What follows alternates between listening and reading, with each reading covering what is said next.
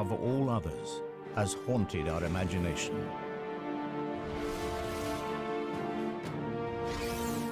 On land and in the air, the dragon has left its mark in the folklore of our ancestors.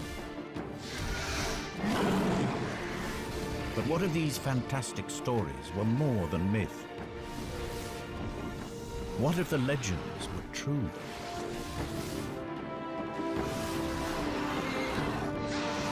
This is the story of a unique family that survived from the time of the dinosaur to make a final stand in the Middle Ages.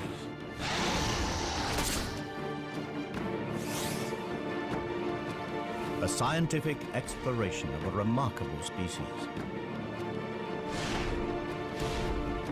This is the natural history of the most extraordinary creature that never existed.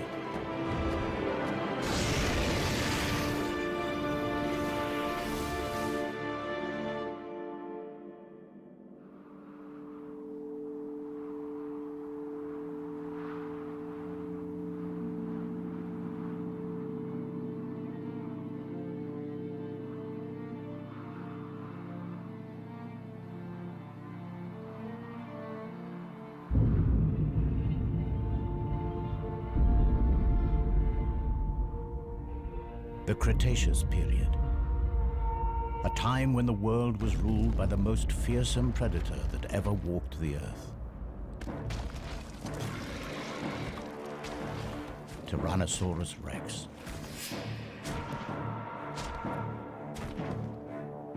The T-Rex has been forced to this remote place from his usual hunting ground. Something has been raiding his territory, and food has become scarce. He hasn't eaten for days.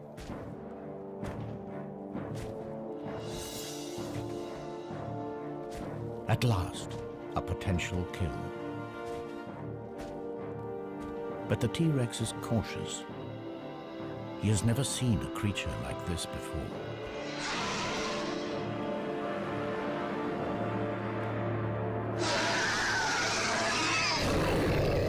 Hunger drives him on. The T-Rex has a clear weight advantage. So his prey bluffs, extends its wings to give the illusion that it is much larger than it really is.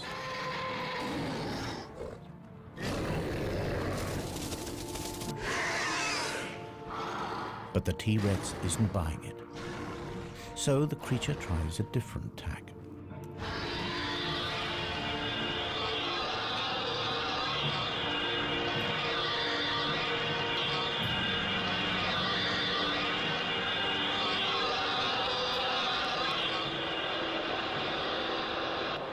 The cry carries for miles.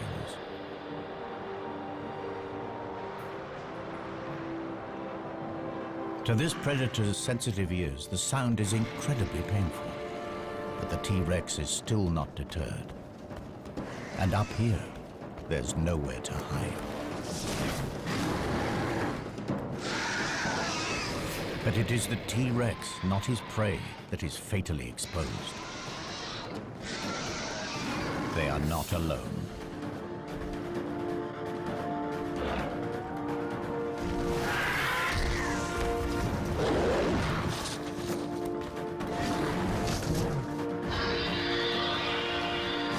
This is an adult female, a fully grown prehistoric dragon. This is her territory and she's protecting her son.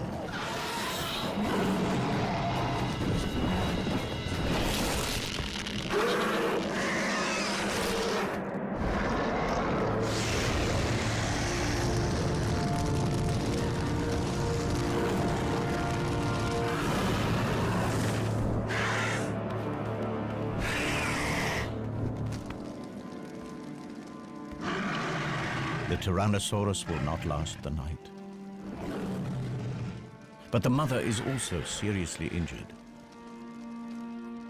With a broken wing, she can no longer hunt to feed herself or her offspring.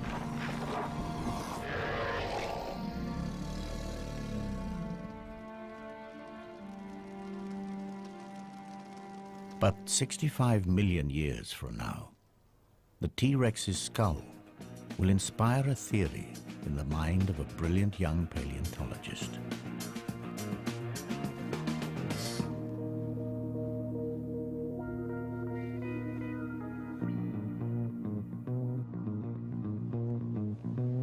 This is one of only 3 intact T-Rex skulls that have ever been found. It all started 5 years ago when I discovered this complete T-Rex in Montana. It was big news. Dr. Jack Tanner, paleontologist, an overnight celebrity. But then I blew it. I proposed the existence of an impossible creature. You see, my T-Rex skull was damaged in a very specific way. To me, the injuries were evidence of an attack by a predator unlike anything known to science. The evidence was undeniable. So I tried to get others to see things my way. The nature of these marks suggests that this skull was punctured by 3 sharp objects in an arc. It's a talon formation. But I don't believe that these puncture wounds actually killed the Rex. The real death blow is here. See? Symmetrical deposits of carbon down both sides of the skull. These are scorch marks. Precise. Aimed.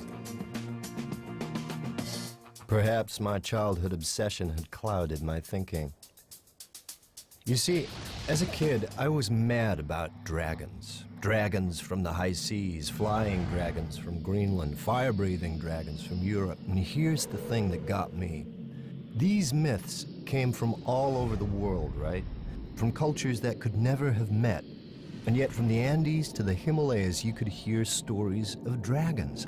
How? Here's a kid's best guess, because the stories were real. Last week, guess what? Out of nowhere, the Dragon Man is thrown a lifeline, another find. Not Montana this time, but on a Romanian mountain.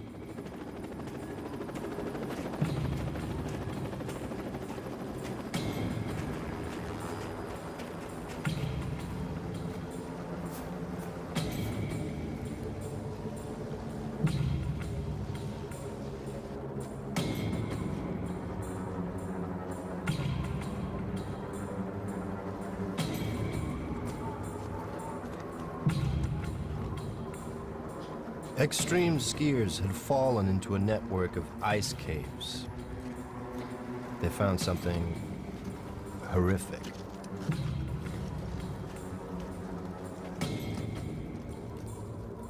A body, and he wasn't wearing the latest lightweight thermals. It was ancient.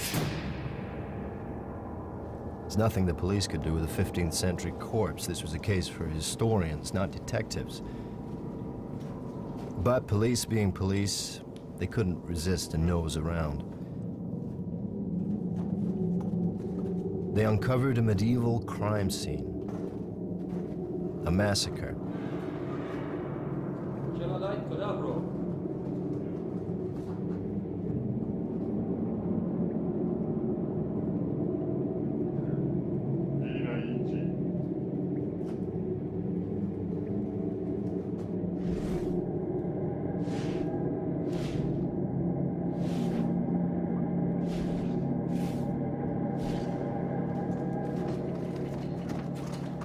They moved deeper into the cave and soon wished they hadn't.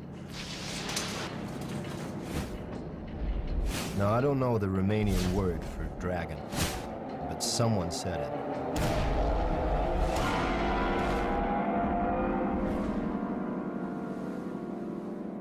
So the Romanians contact the museum in London. Is this thing a hoax or what? Now, the museum, they're ready to pass. They have an international reputation to maintain. I get to hear about it and figure I'm the perfect solution. The man with no reputation to lose.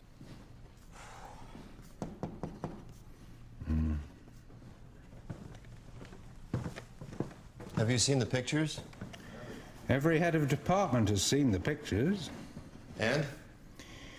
Well, the museum's been formally asked by the Romanian authorities, in the strictest confidence, to help with this find.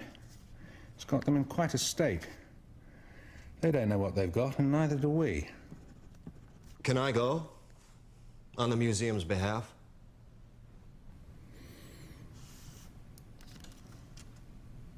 I can call a meeting.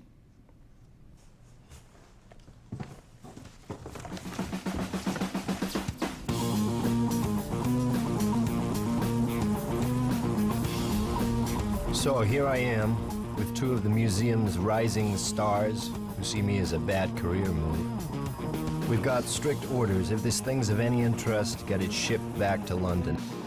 If it's a hoax, make our excuses and leave. If news gets out, I'm the fall guy. Either way, I lose. Unless, by one chance in a million, it's not a hoax. Maybe then I get my reputation back.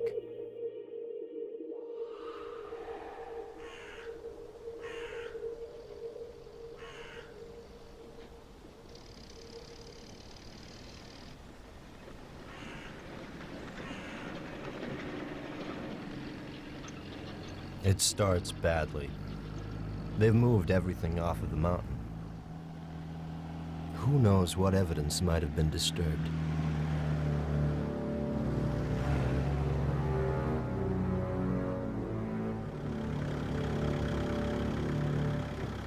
So we're in the backwoods, at a makeshift mortuary in an overgrown shed.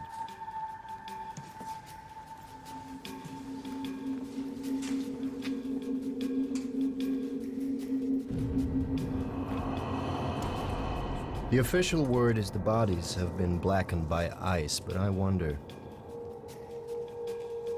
Ask me, I'd say they have a different story to tell. But I mind my own business. My assignment is through here.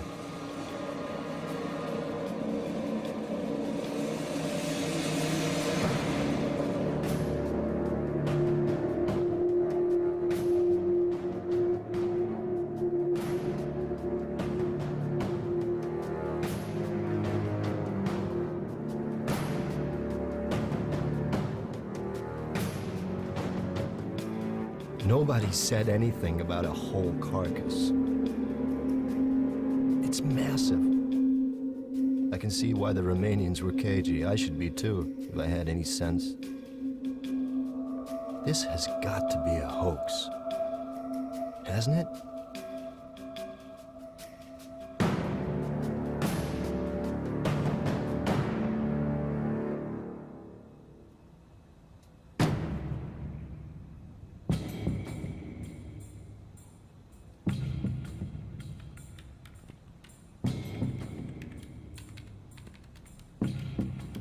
Okay, so let's get this over with. 12:05 p.m., June 25th. Dr. Tanner and team are forced to begin an immediate examination of an unidentified animal. The skin looks real enough. Too well preserved. If this is a hoax, it's the best I've ever seen. Okay, sweetheart. What are you? The hide is scaly. It has a tail. Now, both suggest that this is some sort of reptile, and yet there are two limbs visible ending with what appear to be talons.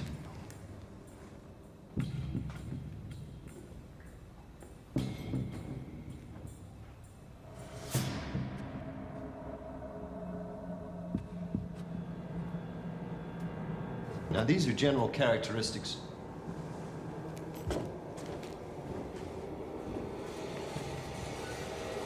Characteristics of powered flight.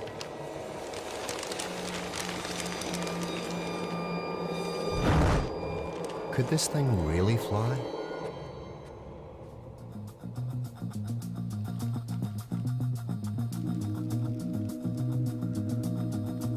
It's too heavy for these small wings. they couldn't create nearly enough lift to get its carcass off the ground. You see, to fly, you have to obey the laws of physics. There is a relationship between weight, power, and wingspan. Wing measurements give us a wingspan under 20 feet. It's not enough. This creature looks built to fly. It's got all the parts, but at the moment they just don't add up. Estimated weight? I'm guessing 900 pounds, maybe 950. He's not gonna like this. Don't tell me. The wing-to-weight ratio is way out. Couldn't fly, right? It's too heavy. A creature with wings that can't fly. That spells trouble.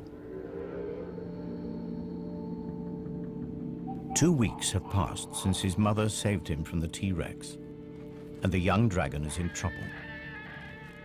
His mother is dead. The injury to her wing proved fatal. He cannot fly, and with no one to hunt for him, he too will die. The smell from his mother's carcass is attracting scavengers. For the moment, they're just pterosaurs. But who knows what other creatures may pick up the scent. This dragon lost his mother at a critical moment. Somehow, he has to teach himself to fly before it's too late. And if he does get airborne, it will be thanks to one of nature's most astonishing feats of engineering. This just gets stranger by the minute. Internal scans show a massive heart. That's typical of flying creatures. Those chest muscles would need large quantities of oxygen-rich blood. Your bones are perfectly designed for flight, too. The internal structure is very specialized. It's honeycombed. You see this lightweight structure in bird skeletons.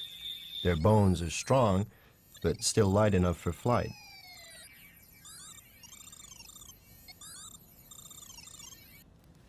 But you're still too heavy for those wings. Come on, what's your secret? Any good news? There's something unusual inside the chest cavity. What are these? The image is too fuzzy. We don't have time to speculate. I'm going inside.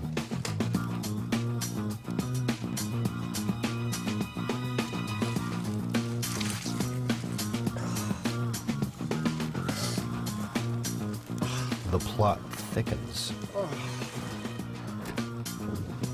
A second pair of lungs? But there's no internal structure. Bladders, maybe? They must have held something. Could you pass me a syringe, please?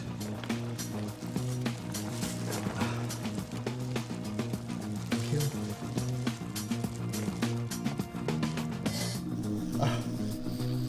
It's gas. Analysis, please.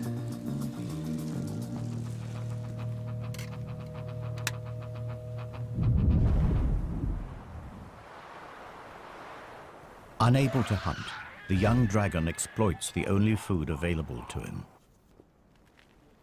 His mother's meat will keep him alive for a few days. But if he can't fly, he can't hunt. His future looks bleak. Yet, even in death, his mother may still help him. In their gut, all creatures contain bacteria that help them to break down food. And as they do this, they release gas. But the bacteria inside dragons are unique, and the gas they produce is special. It is channeled into 2 storage chambers, the dragon's flight bladders.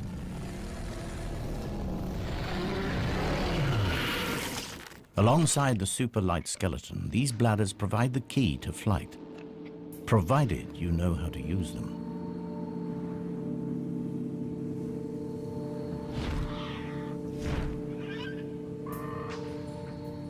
this young dragon will have to learn fast.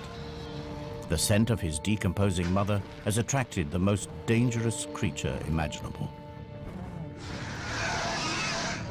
An aging male dragon. Its broken horns and dull markings betray a dragon at the end of his days, and this is bad news for our juvenile. Continuous battles over territory mean that most males never reach old age. But this dragon is still around. He's a survivor, and he's hungry.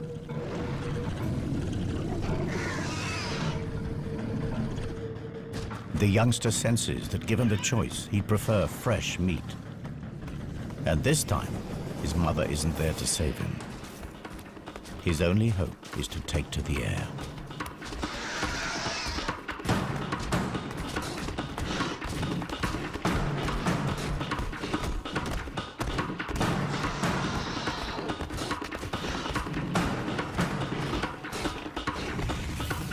Okay, gas composition, predominantly hydrogen. Hydrogen. It's 14 times less dense than air. It's odorless, colorless. You put hydrogen in a balloon, what happens? It floats away, right? The juvenile heads for the trees. The old male cannot fly here.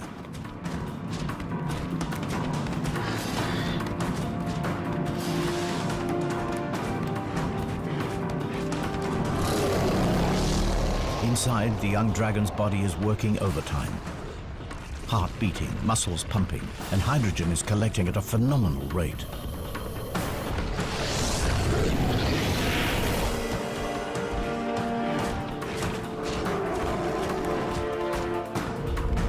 Fully expanded. What would you say is a cubic capacity of one of these things? 15 cubic feet. There are two. That's 30. 30 cubic feet. A pump full of hydrogen. What kind of lift does that give us? Not quite there, but maybe.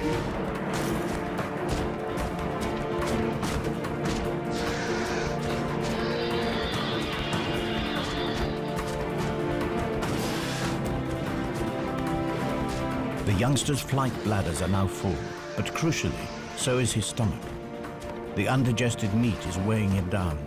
Just in time, instinct takes over. He empties his stomach and spreads his wings.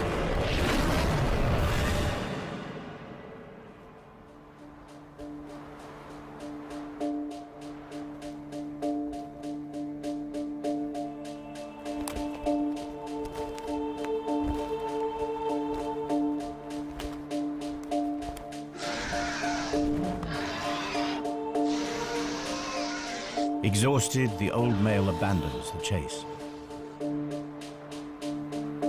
Our young dragon has found his wings, just in time, and for the very first time in his life.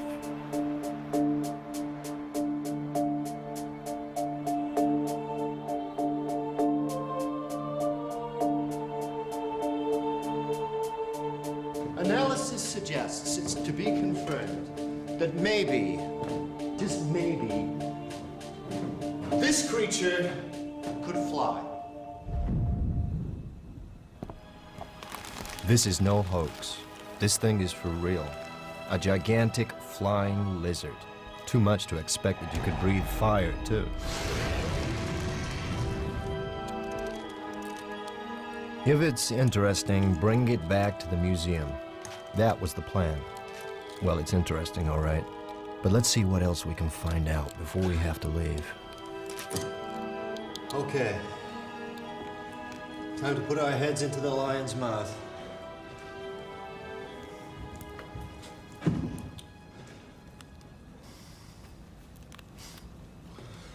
Was clearly a carnivore, a formidable predator. What's going on here? You've got incisors for ripping meat, and molars, grinding teeth. Stingrays have the same kind of teeth for crunching rock-hard shells.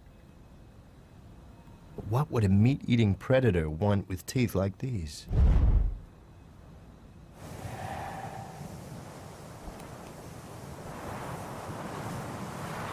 Several years have passed.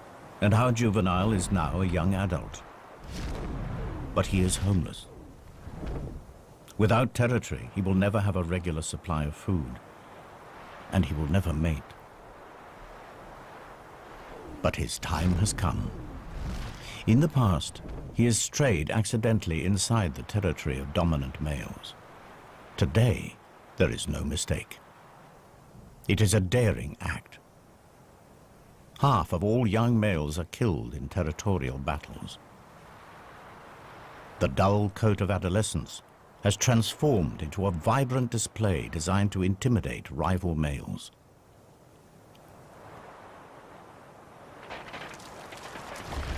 But before he makes himself known, he takes on stores of a rare and valuable mineral found at the heart of every dragon territory. He is preparing for the fight of his life. And these rocks will hold the key.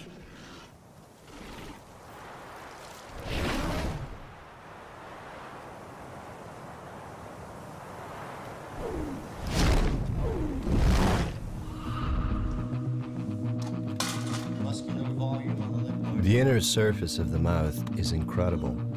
It's almost armor-plated. Now this is something I've definitely seen before. A fleshy valve at the back of the throat.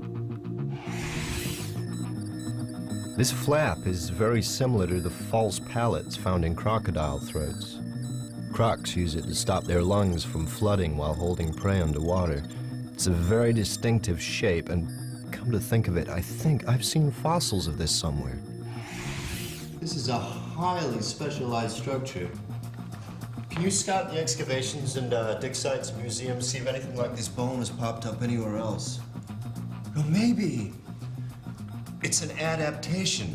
Maybe it wasn't used to prevent water flooding the lungs. Maybe it's to prevent a backdraft of fire from burning the throat. Boy, when you say it out loud, does it sound lame. It doesn't look like fire ever came out of this creature's mouth. There's no carbonized food residue, no signs of charring whatsoever. It's as if all the tools are here, they just haven't been used. Perhaps it didn't breathe fire at all. Well, maybe you're right.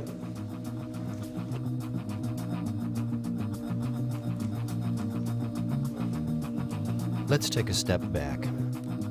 Nature isn't constrained by our lack of imagination. Think about it. The natural world is full of bizarre creatures that have the most extraordinary weapons, tongues like spears, colors that change, and shapes. Lassos even, but a creature that breathes fire? Bear with me. Meet the bombardier beetle. Now, when this guy gets angry, he fires out liquid at a temperature of over 200 degrees Fahrenheit. Now, how's he do it? By pumping a liquid fuel into a reaction chamber where a catalyst ignites it. The exploding chemicals have nowhere to go but out. And with a bang! Now, is that how dragons did it?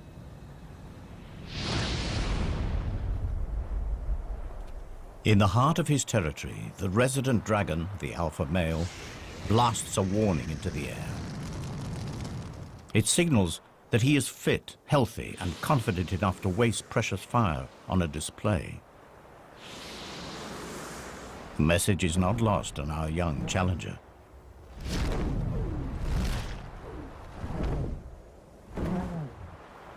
If he has any chance at all of winning this duel, he must be at his very best, because the stakes are high.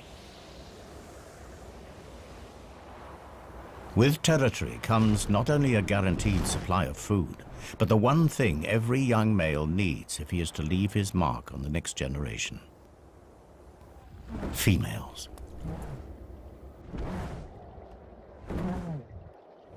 And this female is the reason he is here. She's in season, and for just 1 month will breed with the alpha male. He's killed for her before, and he'll do it again.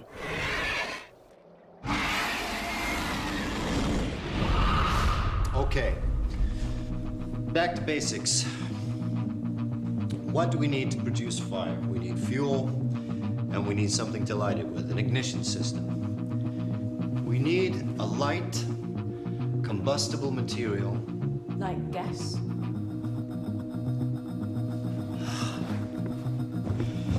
Now, what did you say was in these things? Hydrogen and methane? How could I have been so stupid? I need a light.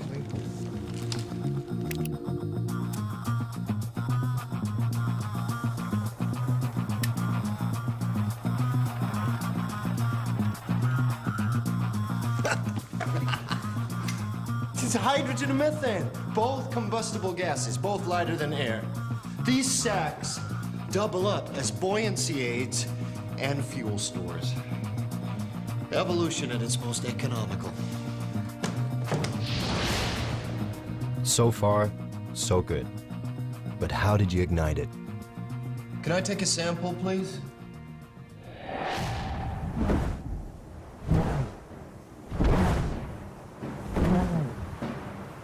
The alpha male is an experienced warhorse. With nothing to prove, he's lost the bright colors that mark out the young challenger.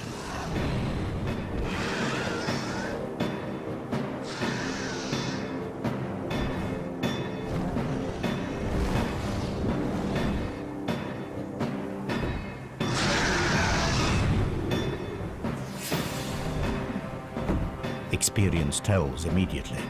The alpha male catches our youngster with his first strike. Instinctively, the young dragon heads for cover. The cold, damp clouds will also dull the pain. But the alpha male is not without his problems. These dogfights are calculated affairs. The hydrogen in his fuel tanks also has to keep him airborne. Every blast of flame reduces his mobility.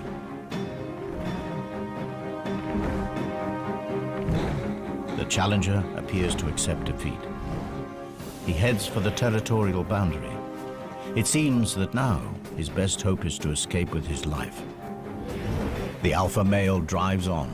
He would rather finish him now. But he has misjudged his young opponent. The youngster is faster, more agile, and crucially, he has a full payload to burn. Wouldn't you know it? That sediment on the creature's molars, it's rock, with particularly large traces of platinum. Platinum is not just a precious metal, it's also a catalyst. Like our old friend the bombardier beetle, fuel needs an ignition system. And when platinum combines with oxygen and hydrogen, it combusts.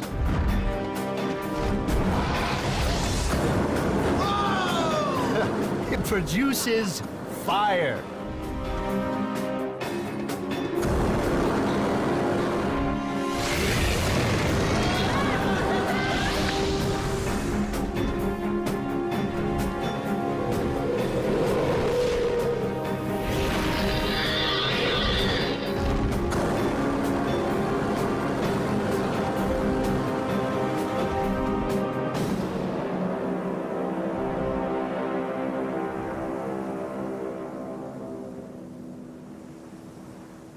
Our young pretender has triumphed. The female prepares to accept her new dragon overlord. All his life, he's fought the odds, and at last, he's made it. My theory was right after all, and you're the proof. You could fly, you could breathe fire. 65 million years ago, one of your ancestors killed my T-Rex. So how did your ancestors survive when the dinosaurs didn't? The natural history of our planet tells me that it simply couldn't have happened. 65 million years ago, at the peak of our dragon's success, a curtain comes crashing down on the Cretaceous period.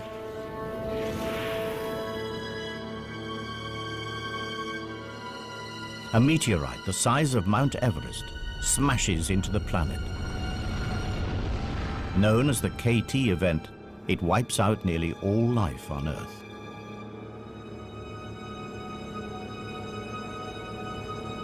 But somehow your species did survive. How?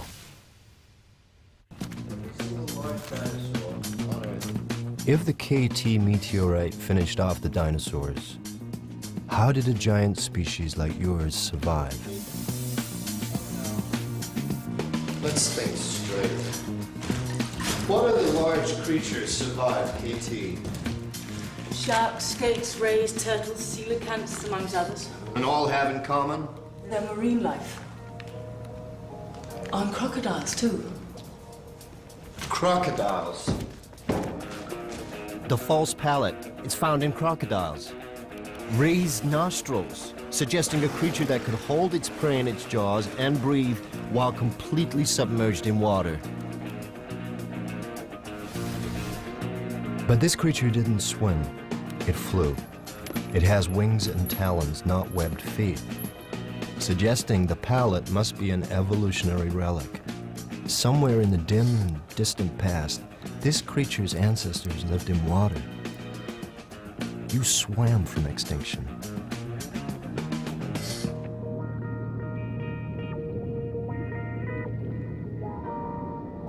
Water did indeed provide dragons with the escape route from one of the deadliest events in the Earth's history. But not the prehistoric dragon. The land-living dragon was indeed wiped out. But it was not alone. The dragon family had another branch. At the time of the KT catastrophe, the prehistoric dragon had a cousin, the marine dragon. Both species were descended from a common ancestor, but they followed very different evolutionary paths. The marine dragon lived in the sea, and life in the sea was less affected by the KT event.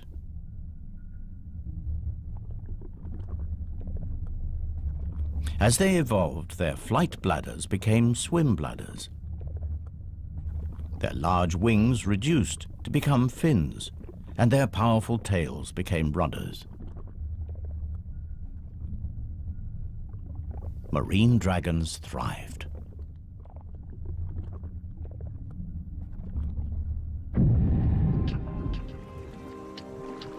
Then, as global temperatures rose and the land recovered, some marine dragons returned to shallow waters.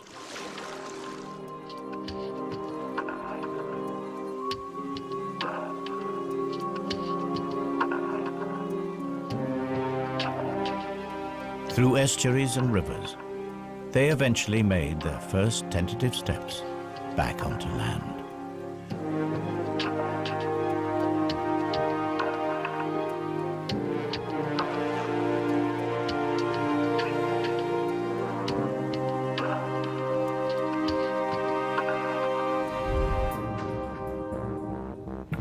The sea serpent. Are the legends actually about marine dragons?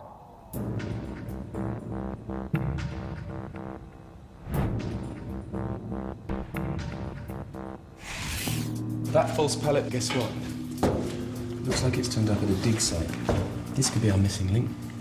Well, what kind of environment are we talking about? Forest. What kind of forest? Bamboo.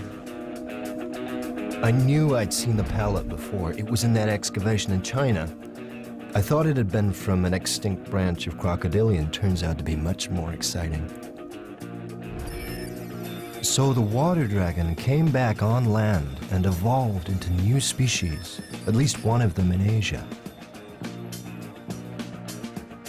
Forest dwelling. What would you be like?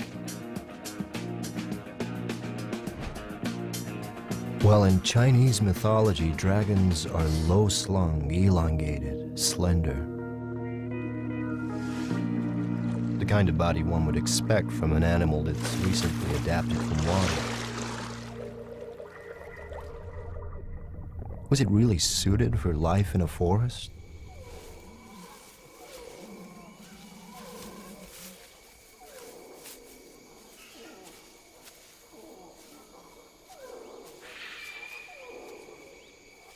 The dragons that return to land discover that the prehistoric world has changed.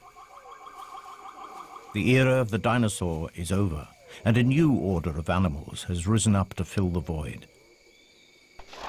Mammals. And mammals provide plentiful food for dragons. The trick is to catch them.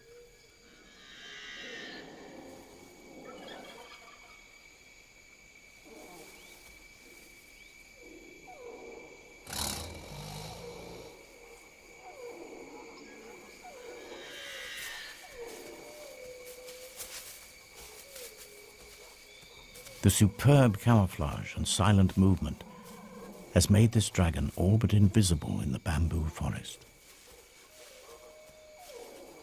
The wings on this dragon are too small for flight, but the flight bladders provide gentle lift and allow her to glide silently across the forest floor. The markings on her skin break up her outline in the dappled forest light. And to be sure, this massive relic from the age of the dinosaur has had to develop new tricks. Hunting mammals in this compact environment requires tremendous guile. Small, fast, and agile, mammals have incredibly acute hearing and smell.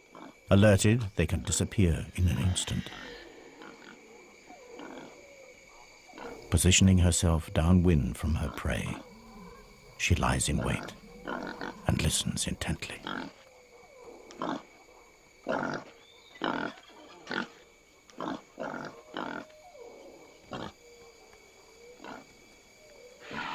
But she's not ready to strike just yet. Not before unveiling a highly specialized weapon that gives her an edge against this wary prey.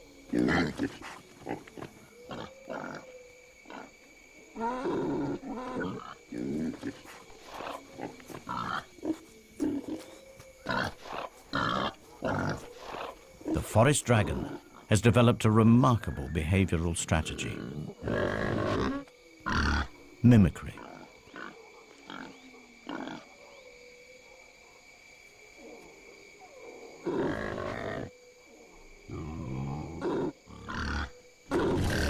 By carefully controlling the flow of gases from her flight bladder, she manipulates her voice and entices her prey.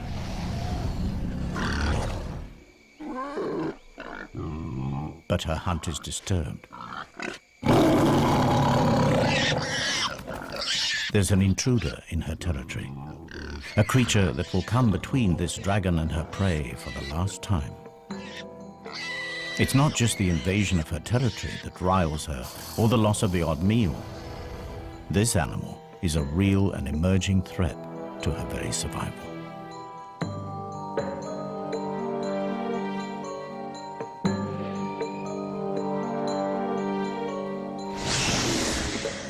A glide is the best her stunted wings allow. But she has the scent now and is determined to finish things.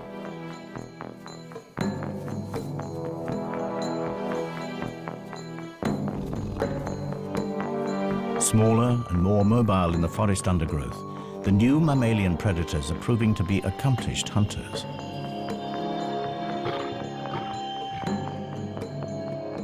Left alone, these predators will outcompete her for food, and she would starve.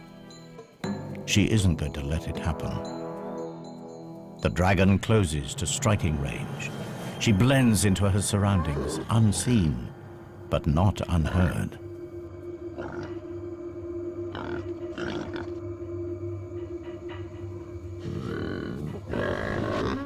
The sound is not a warning to go away, but an invitation to come closer.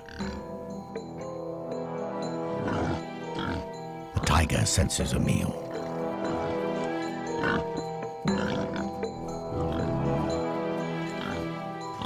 But he is a cautious hunter. The dragon tries a subtle change of pitch. The prey sounds distressed. An injury, perhaps?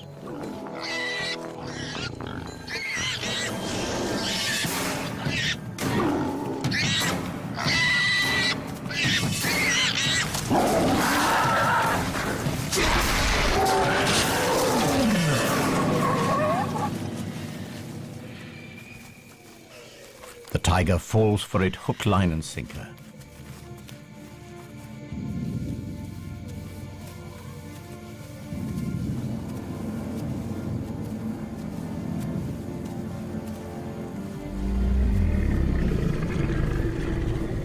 One less rival, one more meal. The kill is taken to a clearing.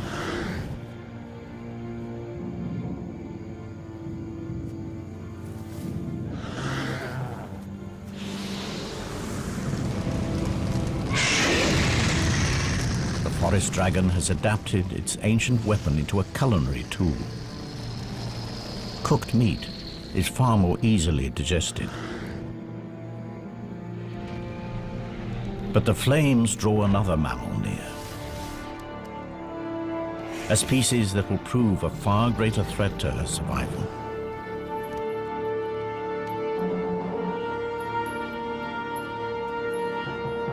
I came here to expose a hoax, and suddenly a whole reptile family is coming to life.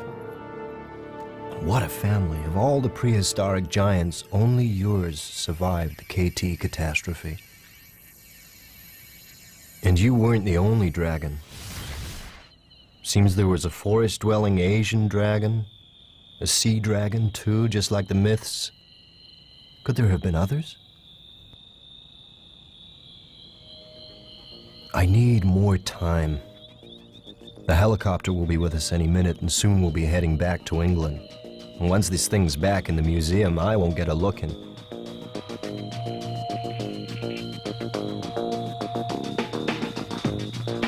Until then, we'll keep scanning.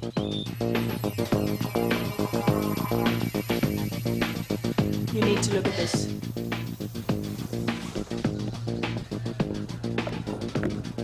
I've just noticed these fragments here.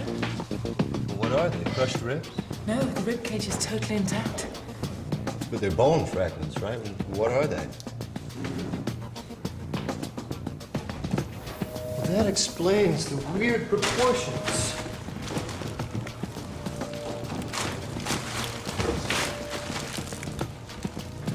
Of course. It's got 4 legs. And 2 wings. 6 limbs. No vertebrate that ever lived has 6 limbs.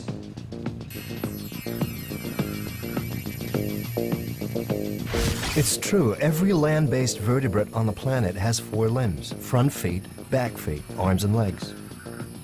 And airborne creatures too, feet and wings. They all have 4 limbs. But not this dragon. It's got 6. It can't be a fake, not now. If those legs are for real, then they'll show up in its DNA. Oh my. Now that's some freaky mutation. This creature has a genetic adaptation unlike anything in the animal kingdom, and wouldn't you know it? In the gene responsible for generating limbs. And it's here in mythology, too. The Chinese, the Aztecs, Polynesians, they all drew images of creatures with the same adaptation, giant 6-limbed reptiles. The clue was there all along. How could I have missed it? These drawings aren't wild imagination. They're records. These primitive people were telling us something, and we weren't listening. And if the images are accurate, then there are even more evidence that there were many types of dragon, and they lived everywhere on the planet.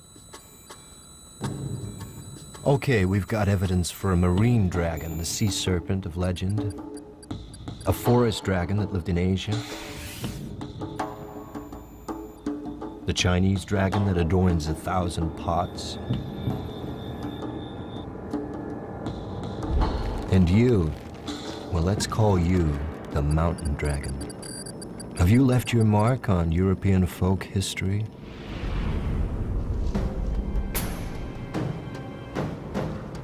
Romania, dragon iconography. Here you are, recorded in stained glass. The locals called you the devil from the mountains. And the legend conforms pretty much to type, terrorizing local folk, raiding livestock, breathing fire, a monumental battle to the death. Is this a 15th century photograph of you?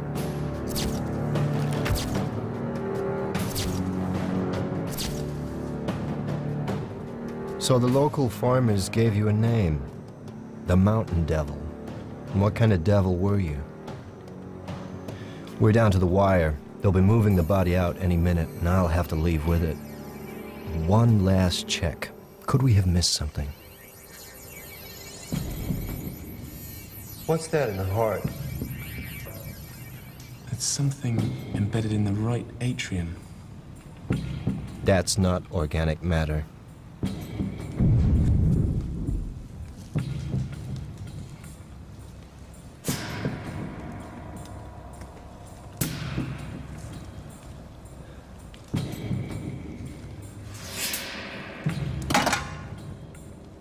This could be really important. Unequivocal evidence that dragons and humans were at war.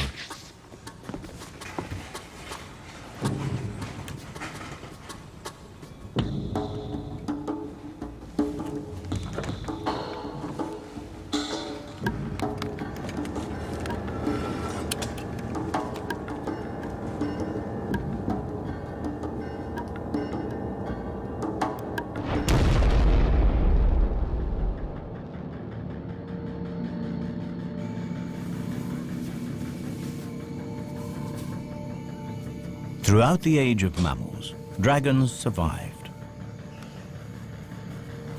But their survival was precarious. Fire was the ace that kept them one step ahead of the competition.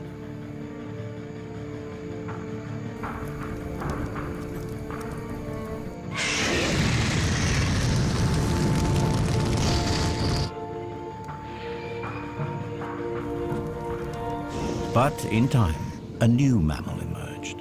Small, vulnerable, but supremely intelligent.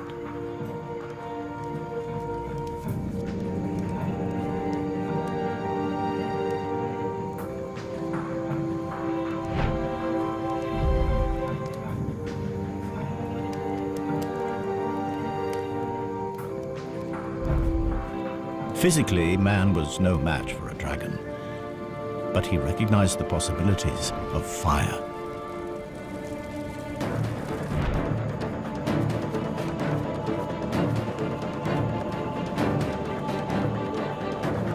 With fire, mankind could clear forests for farmland, mold metal into savage weapons. In the evolutionary blink of an eye, mankind was pushing the most deadly predator in the natural history of our planet to the verge of extinction. They had turned the dragon's most potent weapon against them.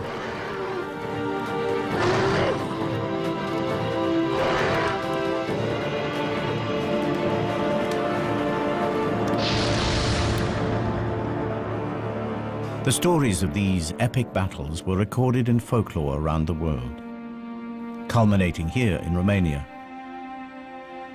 A dark story passed down through generations. The story of a demon on a mountaintop, and of knights drawn into the mist, never to be seen again. Until now.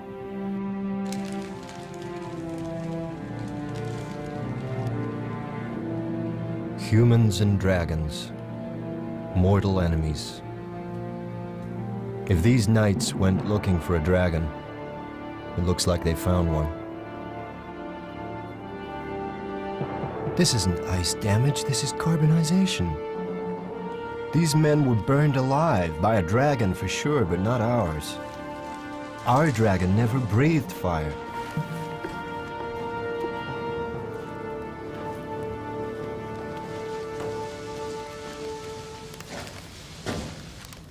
We haven't finished yet. Yes, we have. Look. Look. Carbon. I found it on one of those bodies out there. Those bodies have been scorched.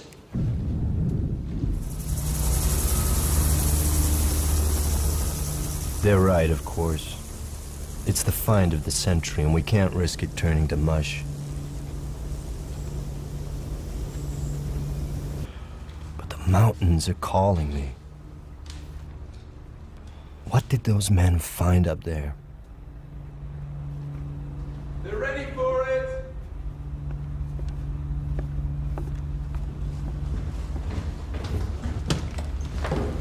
This section here. Am I misreading this? Is this a reproductive system? These are oviducts, right? Small ovaries. The female. Yet there's no evidence of follicular activity. The reproductive tract is immature. It's a juvenile. It's a baby. That clinched it. The creature in the autopsy room was a baby.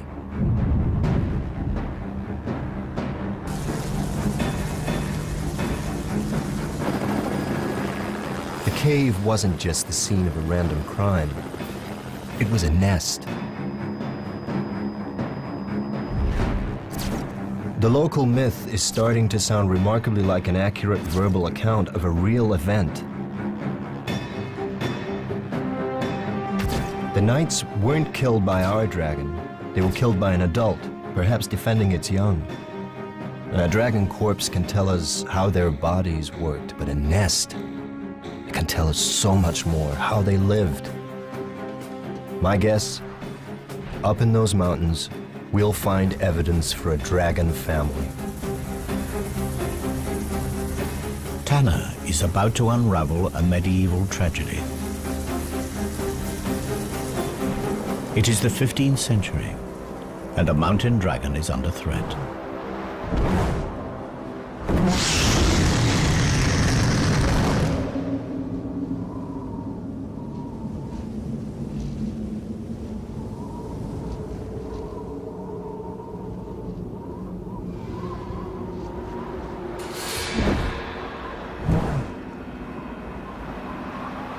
The distant ancestors of this female mountain dragon fed on the wild herds that roamed the vast Asian grasslands.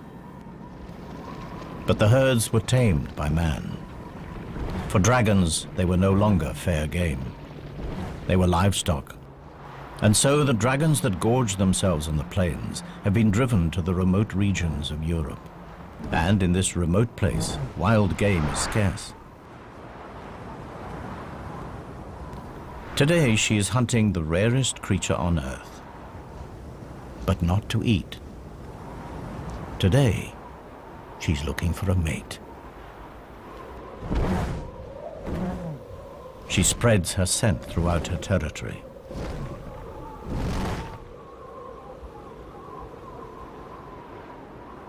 Strong winds carry the pheromones south.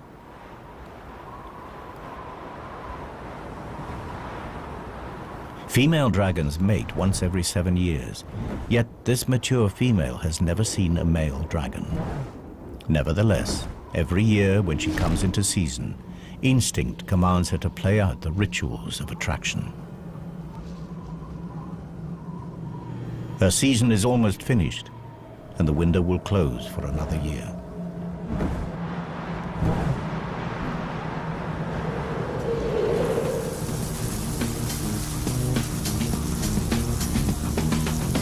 Another change of plan. Something interesting about a half mile below the cave.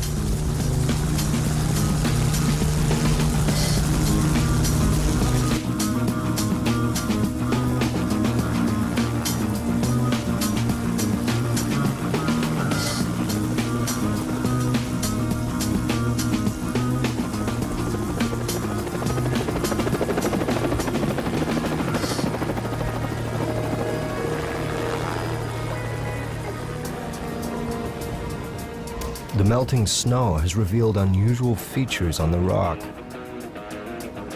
Now, to the casual observer, they could be anything, perhaps the result of some odd geological process, but me, I've got fire on my mind. And these rocks look like they've been scorched.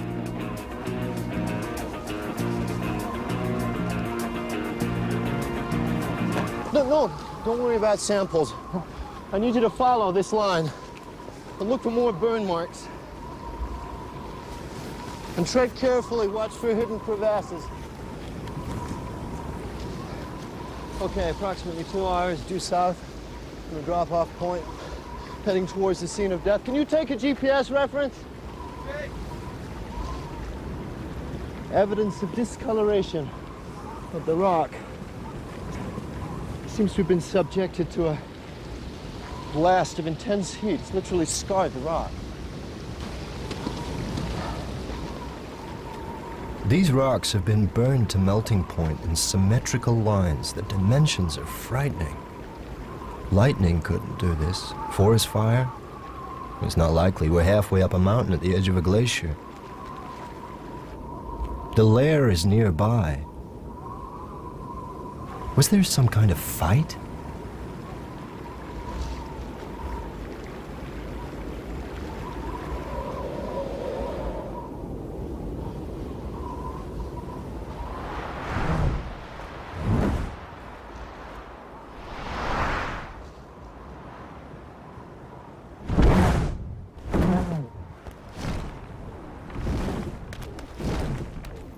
The female returns to her den.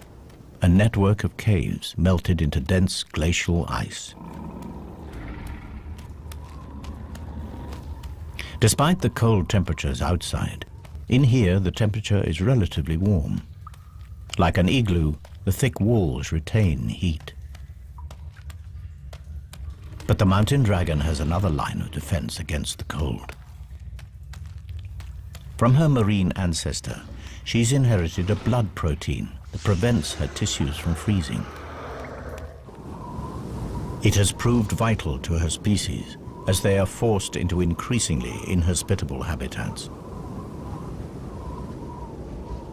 Soon it will be autumn, and her metabolism will slow as she prepares to hibernate through the bitter winter.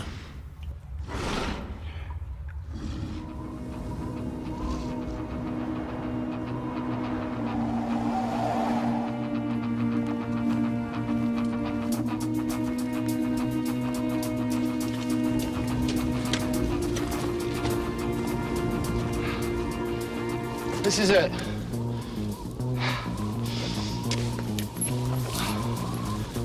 Why would you choose such a remote and inhospitable place to live? Come on.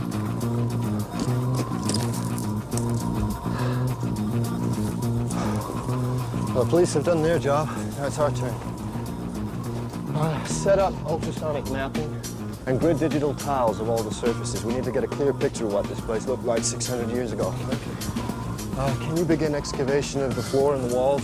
Any extra forensics that we may have missed that may give us some clues as to the nature of the creature? I'm on it.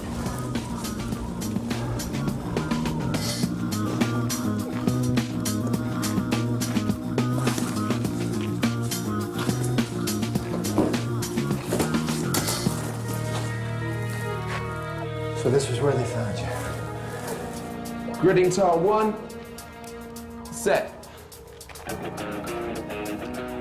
The laser scanner will help us build a map of this place, and then we can accurately record the position of everything that we find. Any mapping results yet? I've gridded most of the cave, but it's a labyrinth in here. It's anyone to guess what's behind these walls. Glacial movement. Set those echo scan charges at minimum. We don't know how unstable this place is. Echo scanning. Small explosive charges send shock waves into the ice. The echoes will tell us what's behind them.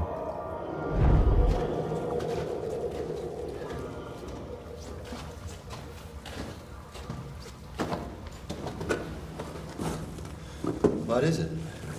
I'm not sure. I know what this is. Dragon poop. Looks like organic matter. It's beautifully preserved. Good work. Okay, bag it.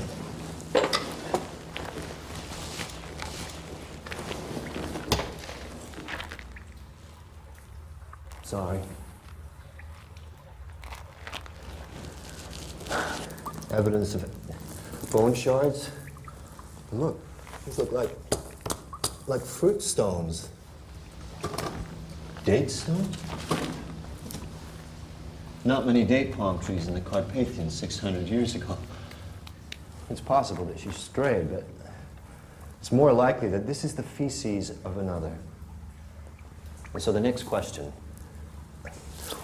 why would you travel such an immense distance across the continents and the climates? What could possibly attract you to this place? Whatever dumped this had its last meal in a much warmer place. Somewhere a long way from here.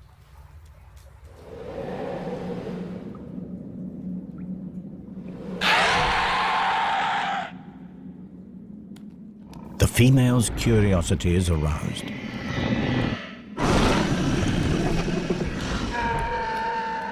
It is a sound she has never heard before, yet somehow it seems eerily familiar.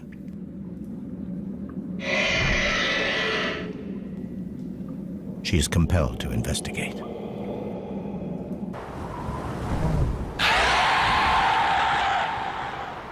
Against all odds, a male mountain dragon has picked up our female's scent. He's a nomadic dragon from the Atlas Mountains of North Africa. His search for a mate has brought him across southern Europe to the Carpathian Mountains. Now he has found her, instinct takes over. And they do what their kind has done for thousands of years.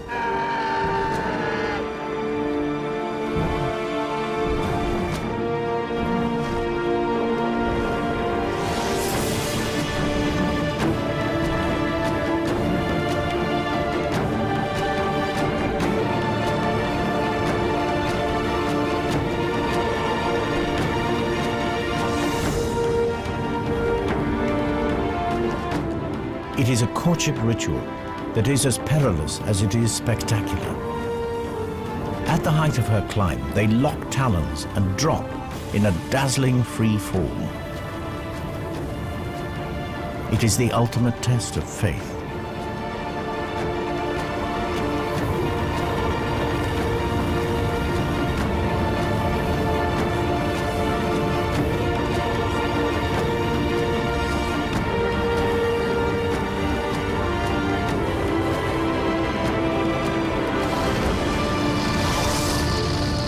The scorches in the mountain rock serve as mute testimony to a spectacular and successful dragon mating, and a species on the verge of extinction that finds hope in a new generation.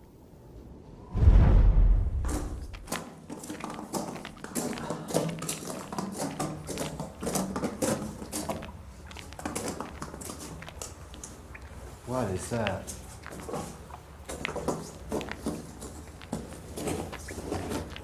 The initial investigation team must have had a lot on their minds. They sure overlooked this.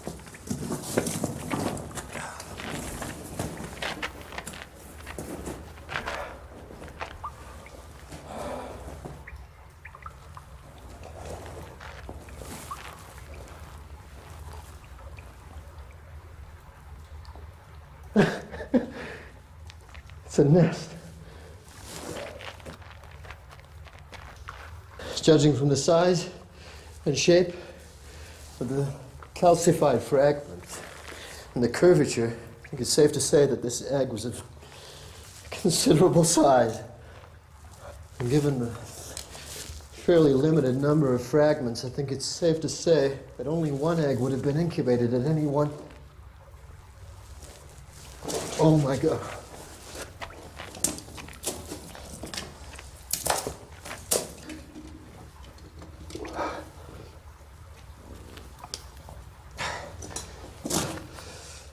Two eggs in a clutch, but only one of them made it.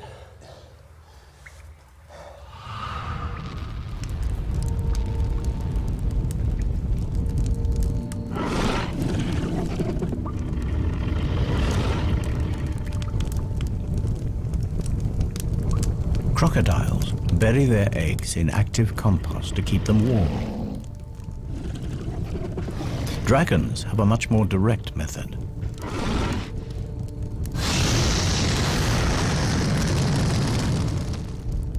The eggshells have heat-resistant properties that can withstand intense temperatures.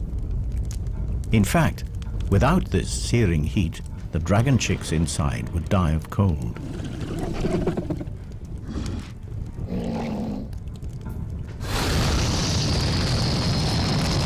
The rocks shield the eggs from the direct blast, but they also retain heat, releasing it over a long period and keeping the temperatures inside the nest stable.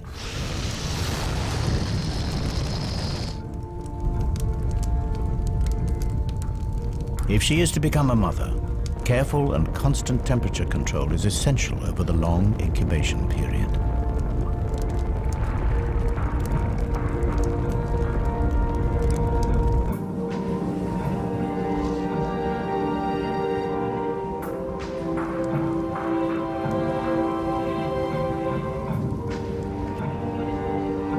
Her mate returns from hunting.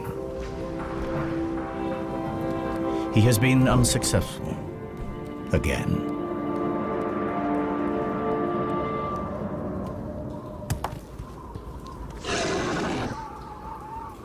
After mating, female dragons become aggressive, deeply defensive when any creature approaches the nest, even a mate. In order to placate her for the lack of food, he brings a gift.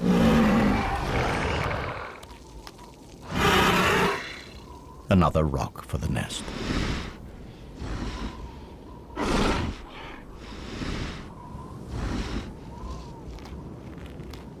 The male is now clear to enter the cave. The female will take her turn to hunt.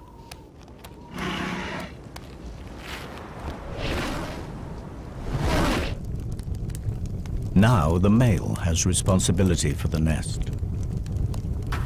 Special sensors in his tongue allow him to check the temperature. If the eggs fall below 60 degrees, the chicks will die. Yet, quite deliberately, he lowers the temperature. There is method in this apparent madness. Just like crocodiles, the temperature in the nest will determine the sex of the offspring. Cooler temperatures encourage the development of females.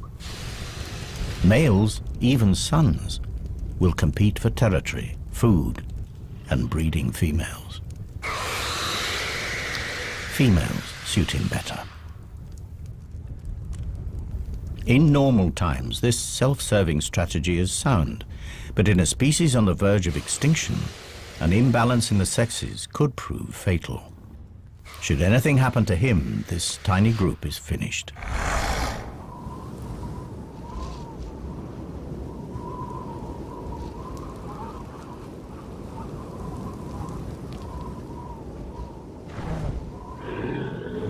The female returns empty-handed from another hunt. The male is not at his post.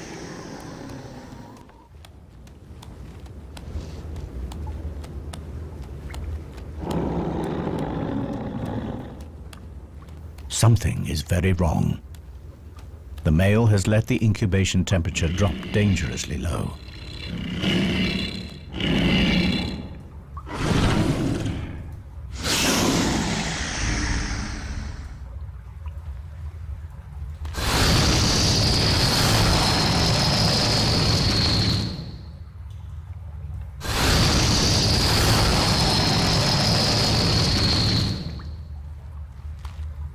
It is already too late for one of her chicks, but one might survive.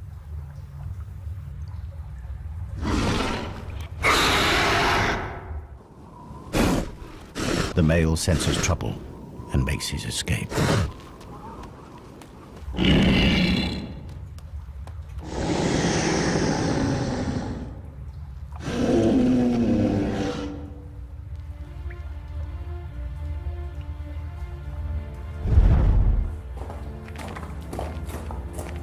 The cave continues to yield up its secrets at a fantastic rate. Bones from a domesticated sheep. You were preying on local livestock. Silly girl, you were playing a very dangerous game.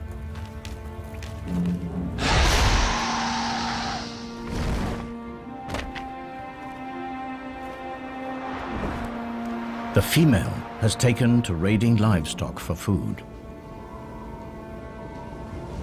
She has good reason. This is her daughter. And her survival is the most important thing now.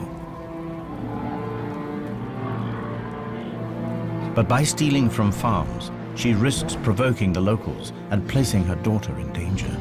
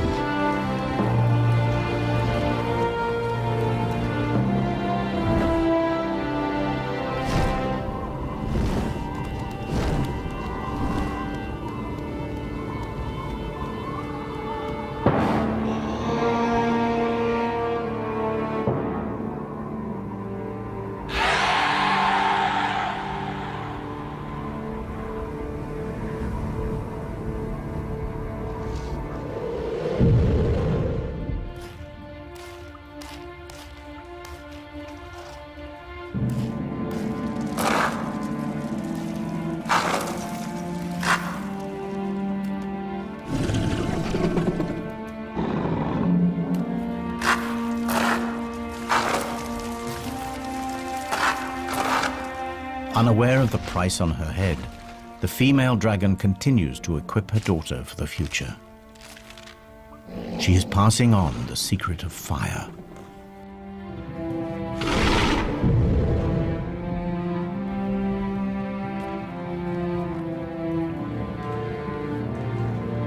These marks could have been made yesterday.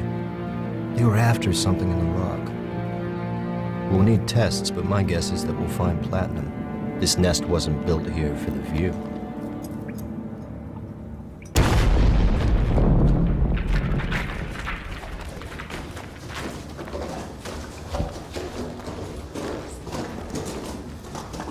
I've got the results through.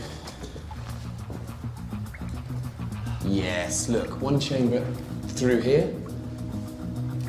There's a second chamber behind us here. And there's a third chamber right over there. 3 chambers. We've only got time to go into one, so what do you want to do? I have no idea. Wait a minute. What's that? There's something on the rock.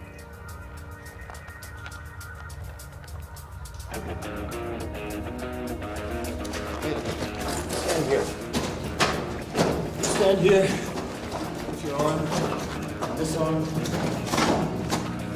Just stay there. Just don't move. No, put your arm back.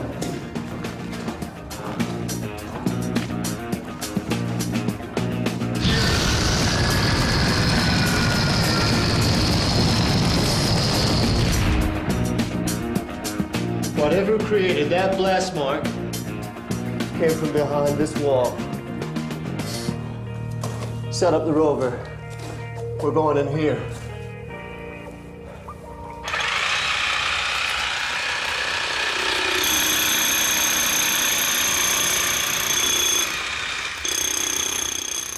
The ROV, Remote Operated Vehicle. One of the latest additions to the paleontologist arsenal. The small camera can scoot through the tightest holes to send back pictures.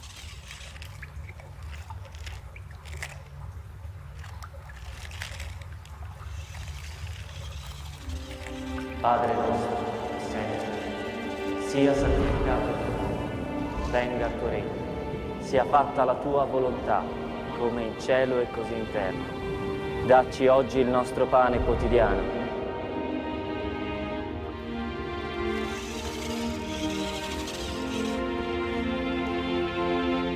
E rimetti a noi le nostre debiti, le nostre colpe, come noi le rimettiamo ai nostri debitori.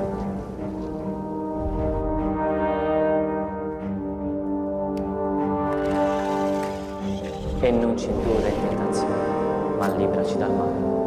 Amen.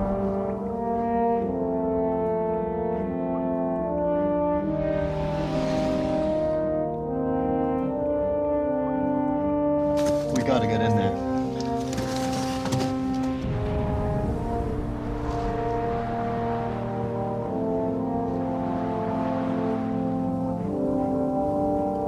After feeding, mother and daughter bask in the sun's warmth. Their wings soak up heat like solar panels.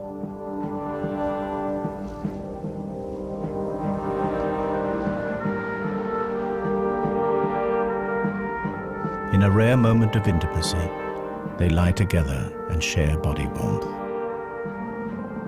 Soon the mother will have to hunt, and her daughter will be left unguarded.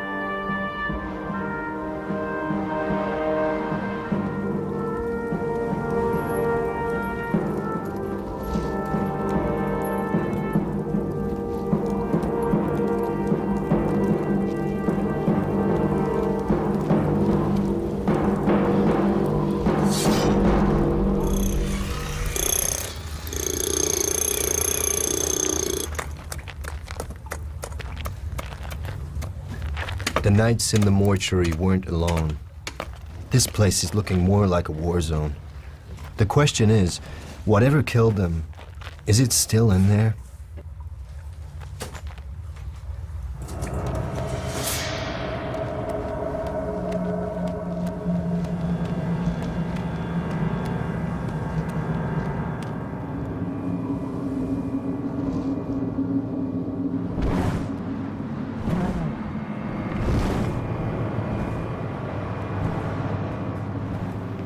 With summer drawing to a close, the dragon is desperate to fatten herself and her baby before they hibernate. And in her desperation, she has all but cleared the local farms of livestock.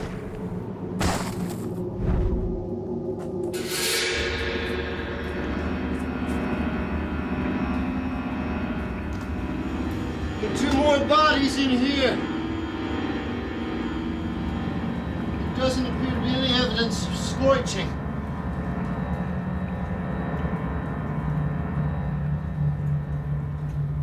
I'm getting closer. I know it. Where are you? Wait, there's another passage. I'm going through here.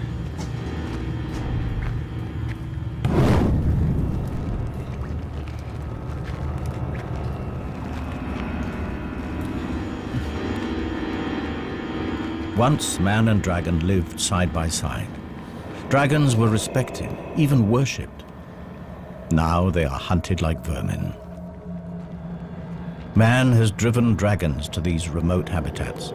Now even here, they are not safe.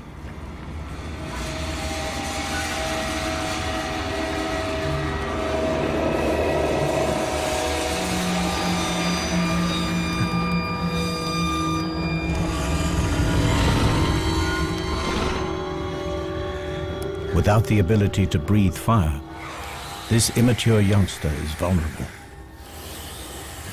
But her assassins were reared on stories about their terrifying weaponry.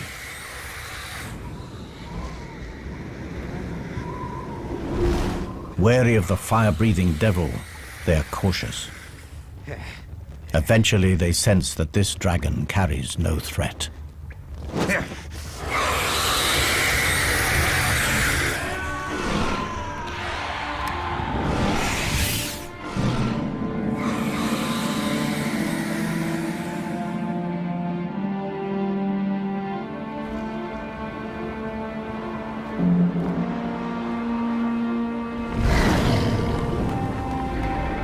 The mother returns. Too late.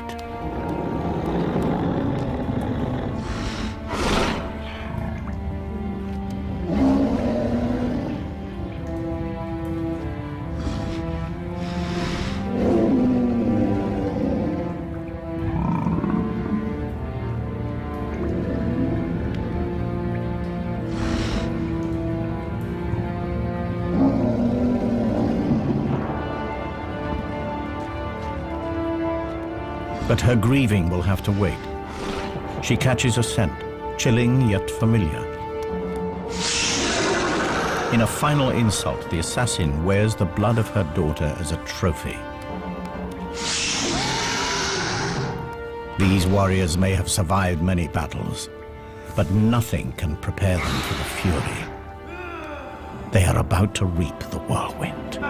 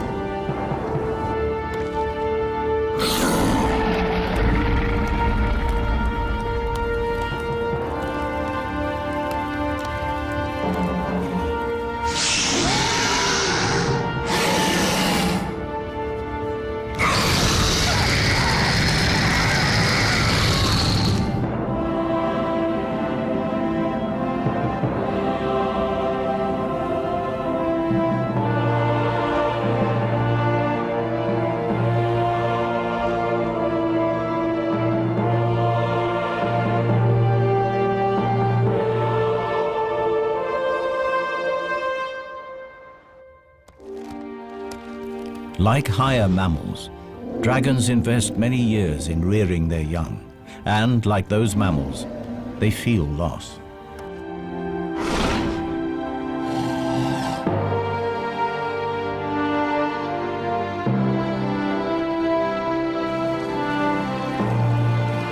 But the trauma of her daughter's death has brought the female dragon into season.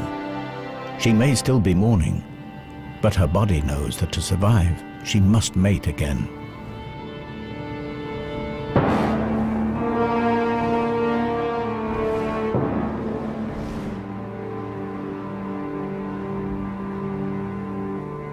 She starts again the process of attracting a mate back into her territory. She displays the armor from her daughter's assassins. Dragons are naturally attracted to reflective objects. It is a long shot, but perhaps a glint might catch his eye.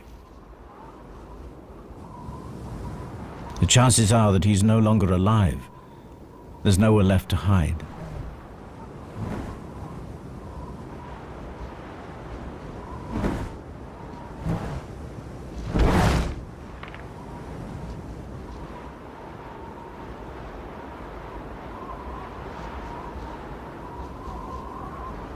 As winter draws in, hibernation beckons.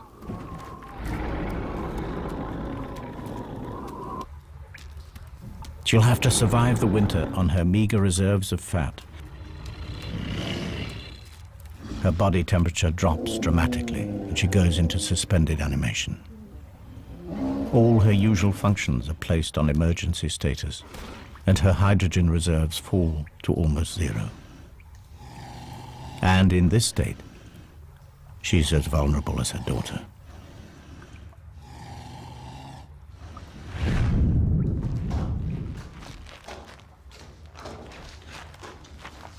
Where are you?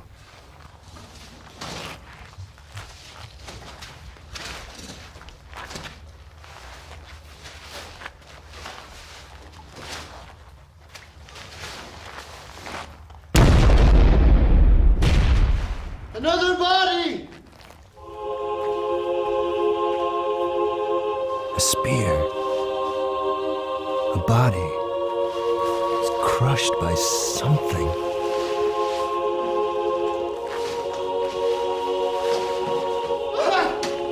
I found a wing! It shoots!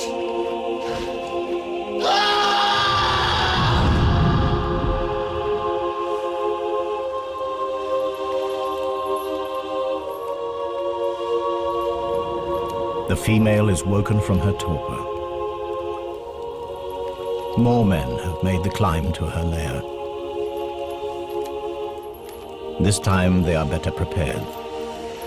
Mercenaries paid by the local farmers to settle a score.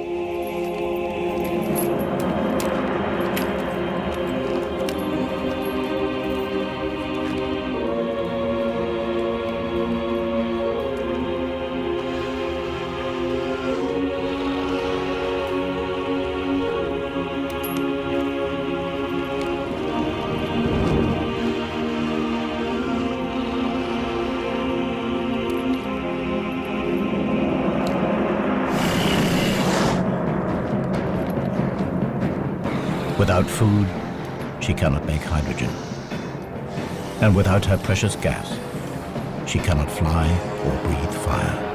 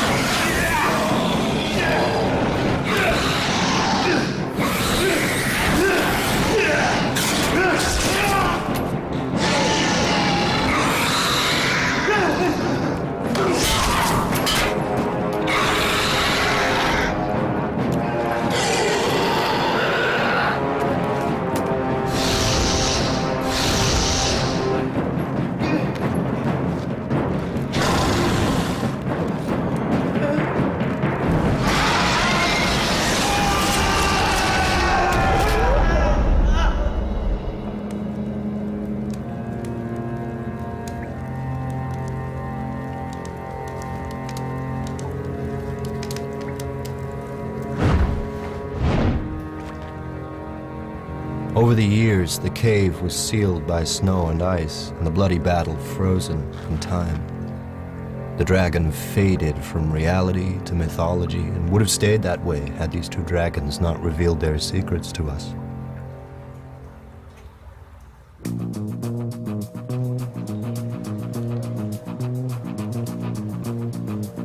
I left the museum with my reputation in pieces. I return with the story to end all stories, and evidence that will rewrite natural history. The creatures of legend were real, but the legends gave a twisted view of reality. I fill my colleagues in about the fantastic family that we have unearthed.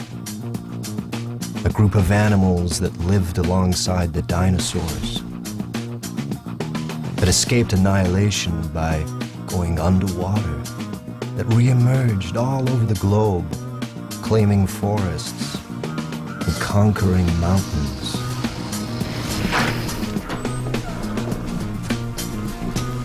But I can tell that they're not listening. They want to see the evidence firsthand. And who can blame them? This way. And goggles on, please.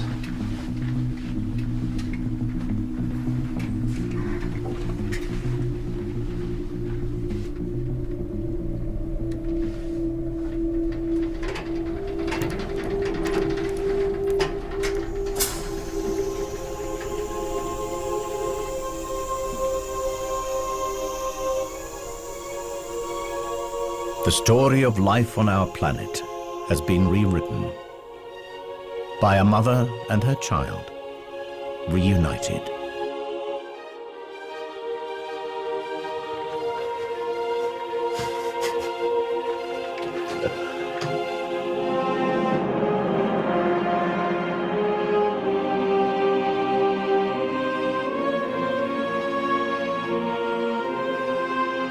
And that's what we have here. The last of a legendary line. Myth made real.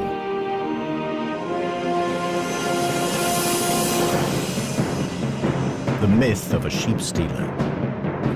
The reality of a mother struggling to feed her young.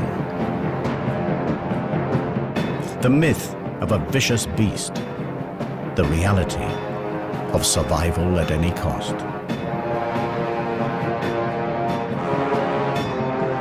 The myth of knights that climbed a mountain to slay a dragon. The reality, persecution and extinction. Now every dragon myth from around the world begs the same question. Were they real too? And the most important question of them all, were these really the last dragons?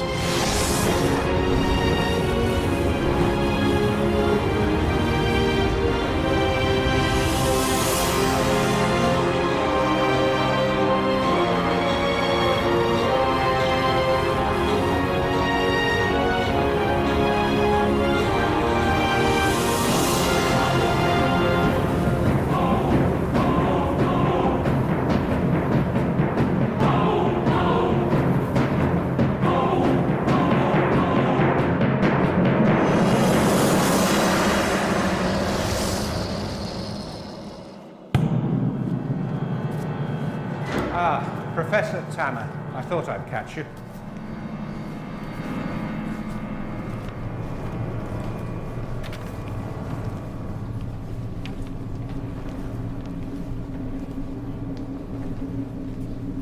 These were taken 2 months ago.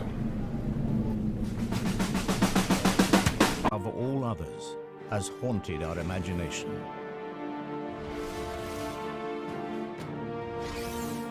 On land and in the air, the dragon has left its mark in the folklore of our ancestors. But what if these fantastic stories were more than myth? What if the legends were true?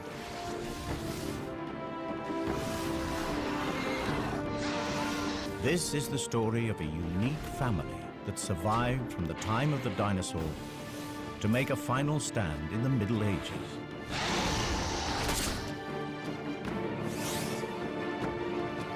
A scientific exploration of a remarkable species.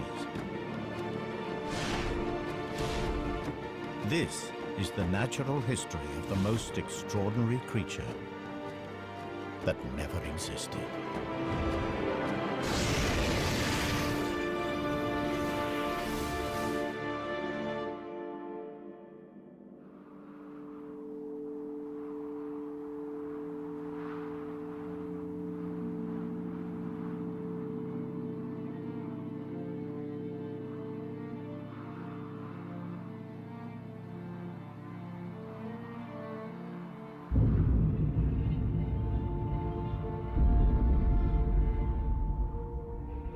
The Cretaceous period, a time when the world was ruled by the most fearsome predator that ever walked the earth.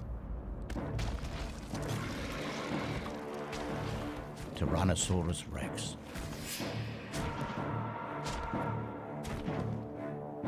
The T-Rex has been forced to this remote place from his usual hunting ground. Something has been raiding his territory, and food has become scarce. He hasn't eaten for days.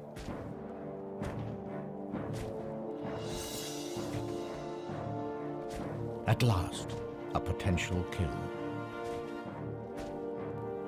But the T-Rex is cautious. He has never seen a creature like this before.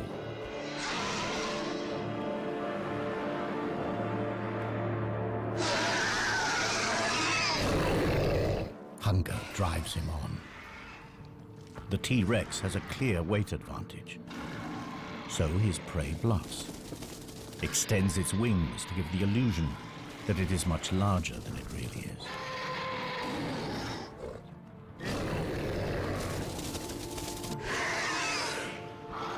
But the T-Rex isn't buying it.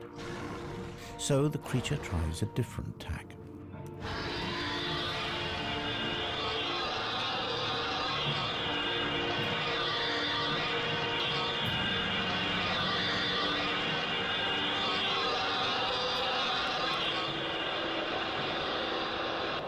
The cry carries for miles.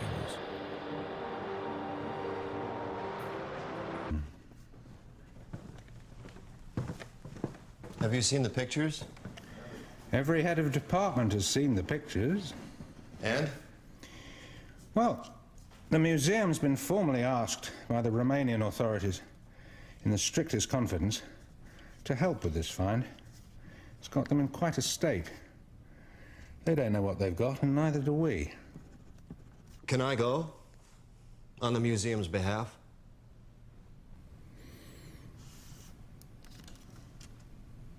I can call a meeting.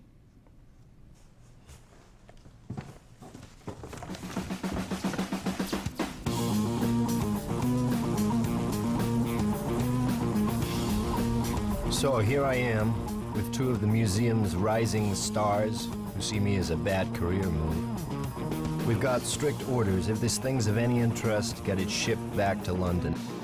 If it's a hoax, make our excuses and leave. If news gets out, I'm the fall guy. Either way, I lose. Unless, by one chance in a million, it's not a hoax. Maybe then I get my reputation back.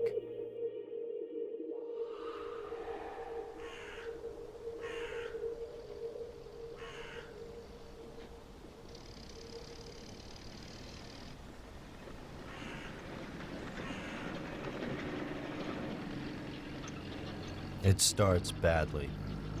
They've moved everything off of the mountain. Who knows what evidence might have been disturbed?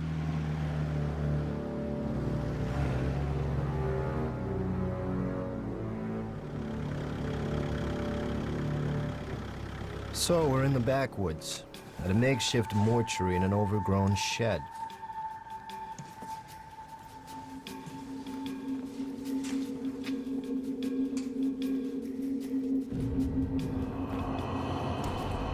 The official word is the bodies have been blackened by ice, but I wonder. Ask me, I'd say they have a different story to tell. But I mind my own business. My assignment is through here.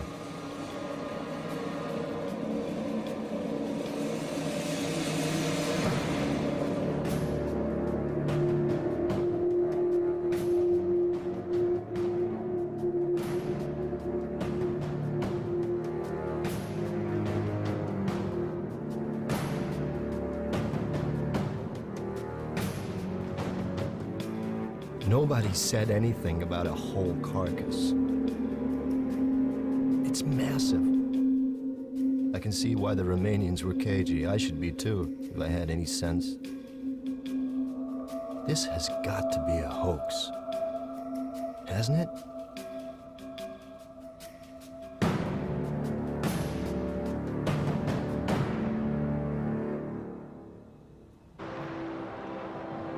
To this predator's sensitive ears, the sound is incredibly painful. But the T-Rex is still not deterred. And up here, there's nowhere to hide. But it is the T-Rex, not his prey, that is fatally exposed. They are not alone.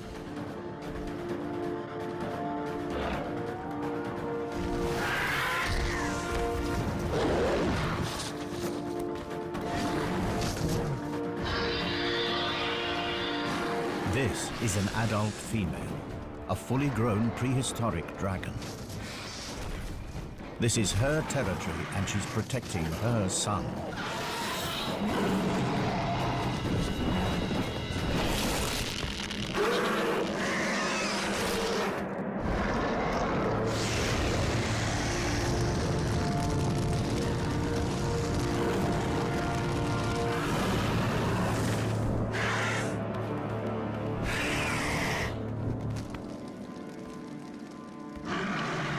The Tyrannosaurus will not last the night. But the mother is also seriously injured. With a broken wing, she can no longer hunt to feed herself or her offspring.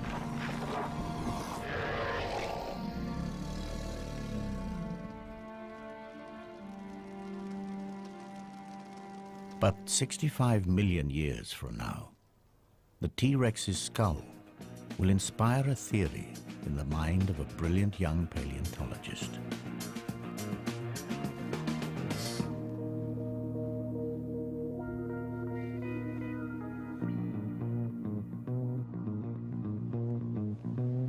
This is one of only 3 intact T-Rex skulls that have ever been found. It all started 5 years ago when I discovered this complete T-Rex in Montana. It was big news. Dr. Jack Tanner, paleontologist, an overnight celebrity. But then I blew it. I proposed the existence of an impossible creature. You see, my T-Rex skull was damaged in a very specific way. To me, the injuries were evidence of an attack by a predator unlike anything known to science. The evidence was undeniable. So I tried to get others to see things my way. The nature of these marks suggests that this skull was punctured by 3 sharp objects in an arc. It's a talon formation. But I don't believe that these puncture wounds actually killed the Rex. The real death blow is here. See?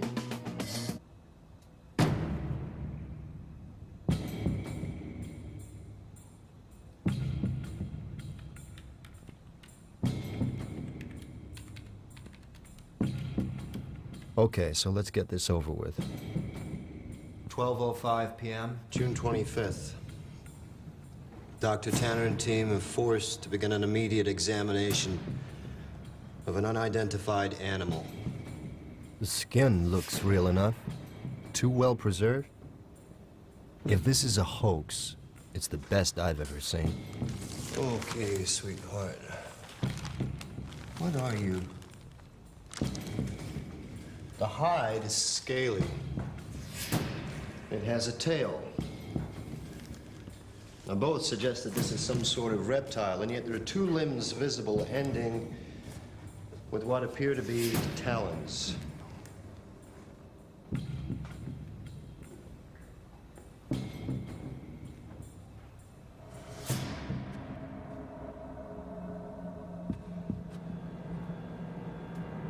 Now, these are general characteristics.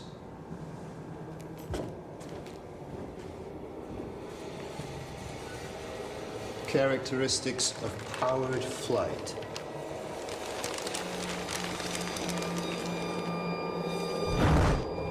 Could this thing really fly?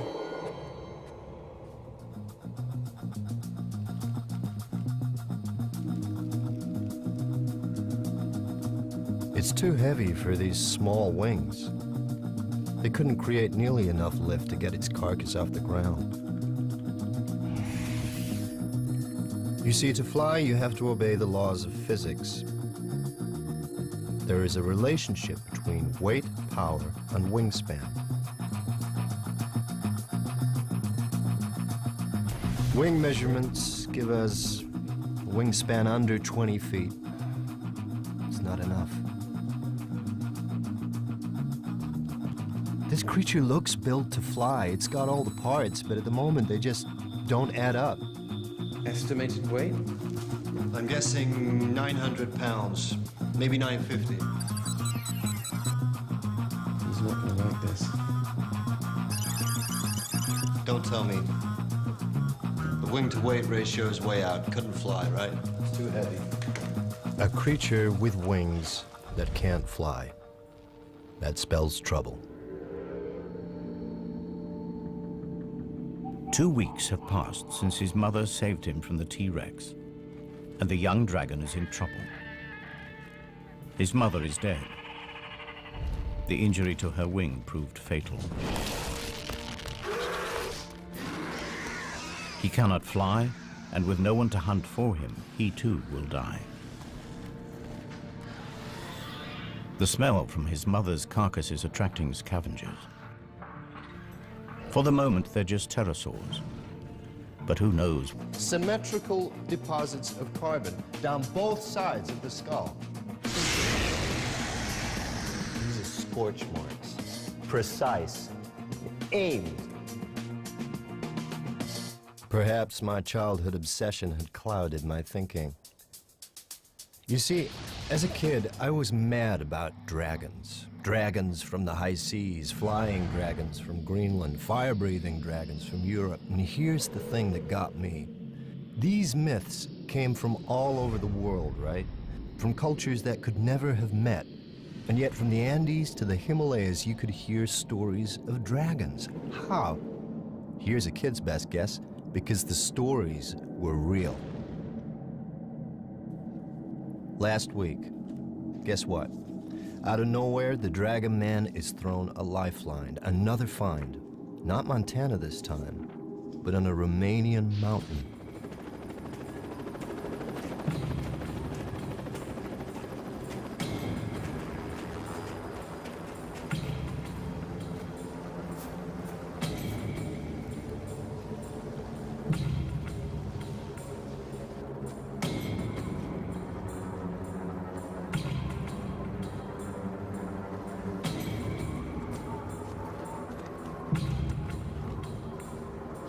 Extreme skiers had fallen into a network of ice caves.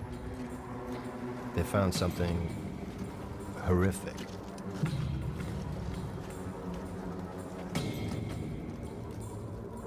A body, and he wasn't wearing the latest lightweight thermals. It was ancient. There's nothing the police could do with a 15th century corpse. This was a case for historians, not detectives. But police being police, they couldn't resist a nose around. They uncovered a medieval crime scene. A massacre.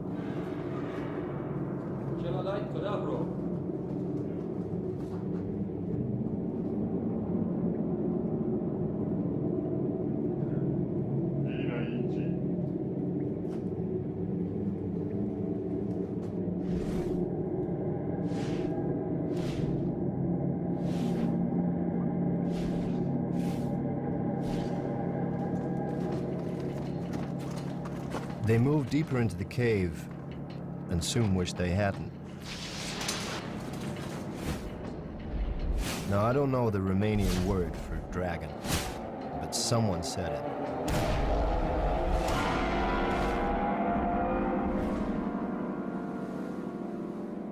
So the Romanians contact the museum in London. Is this thing a hoax or what?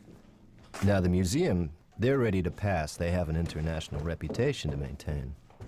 I get to hear about it and figure I'm the perfect solution. The man with no reputation to lose.